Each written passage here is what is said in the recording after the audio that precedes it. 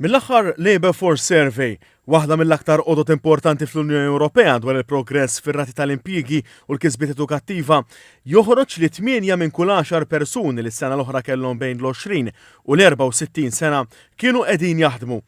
L-istħarriġ li qabel il-livelli f'Malta ma' 27 pajjiż tal-Unjoni Ewropea sab li fl-aħħar 6 snin il-ħaddiema fis-suq tax-xogħol f'Malta żdiedu minn 74.1% fl-2018 għal 80.7% is-sena l-oħra.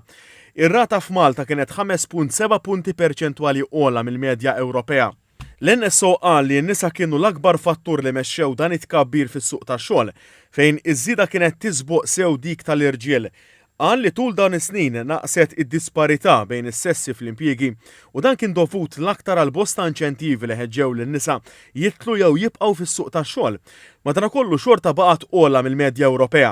Ħareġ ukoll li l-akbar differenza kienet irreġistrata għaż-żgħażagħ ta' bejn il-15 u l-24 sena. Ir-rata tal-impjieg f'Malta laħqet il-50.4% meta mqabbel mal-35.2% fost is-27 pajjiż tal-Unjoni Ewropea.